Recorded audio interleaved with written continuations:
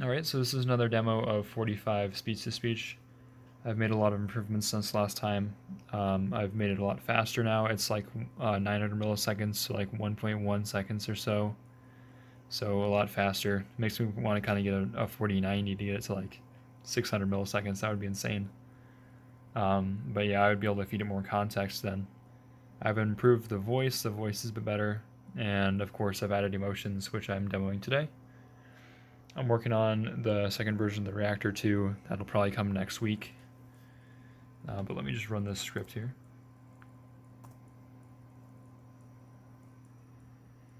Hey 45, what is a letter after A?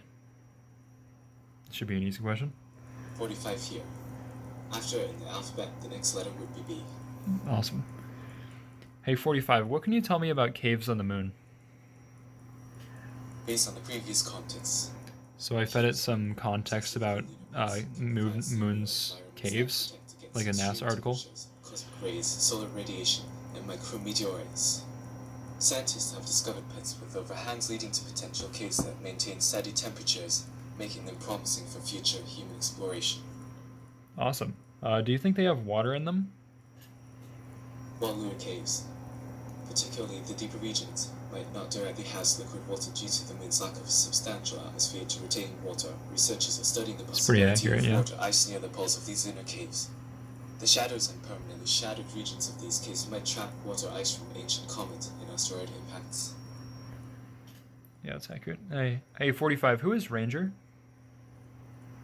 Ranger is a person who poorly built and programmed. Poorly built and programmed. To be kind and happy about it since he did his best. Well, I'm glad. You should probably stay away from engineering and programming, though. Okay. Hey 45, do you like him? Given my previous response regarding Ranger's lack of expertise, it's kind of a mixed bag. Kind of a mixed bag. The effort he put in, but I can't say I'm a fan of his work. You can't say I'm a We fan. might become friends if he learns to code better. Oh, jeez. Hey 45, what temps do you think these caves have? I'm going back to that old question to see if it retains that. It's hard to specifically recommend tents for these lunar caves. Oh, tents. However, based on the stable temperature protection from cosmic rays and micrometeorites mentioned, I would suggest researching about pressurized, insulated habitats designed for extreme environments like sure, I mean, they're kind of exploring that. Which could serve as our moon tents. Kind of roasted me. This way, we have a safe, sustainable living space to explore the lunar surface. Hey 45, what are the temperatures in these caves compared to the surface? The key advantage of these lunar caves is that they maintain a relatively stable temperature of around 63 F throughout the lunar day. Yeah, that was pulled from the context. Surface temperatures that range from 260 F during the day to minus 280 F at night. Wow, okay, so I would need a jacket then, right? Yes, according to the context. You would need a jacket because although the caves on the moon maintain a stable temperature around 63 F, this is still significantly colder than Earth's average room temperature of about 77 F. Okay. A jacket would help keep you warm in the lunar caves.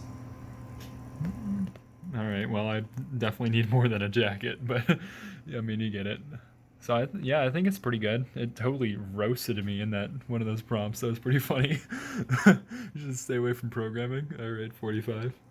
I programmed it to say that, though. It's... Well, I'll show you what exactly the prompt is, I think. Yeah, so... It's just, like, describing...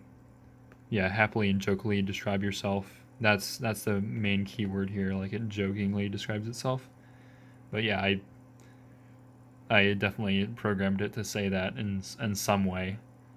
But yeah, so you don't need to see that. Just it needs to keep the magic, I guess. But yeah, I think it works pretty well. It's really fast at conversation. It's generally good. I have some issues with it understanding me wrong, so maybe I'll work on making Whisper better, using a larger Whisper model. But I mean, yeah, I think that's pretty good progress so far. There's a few more things I can implement with this, but I might just leave this to be until I get to the second model. Because all this server code is reusable, so I'll be able to keep all this code. It's a lot of lines of code. How many is this? Like 400 lines of code. Pretty good, I'd say.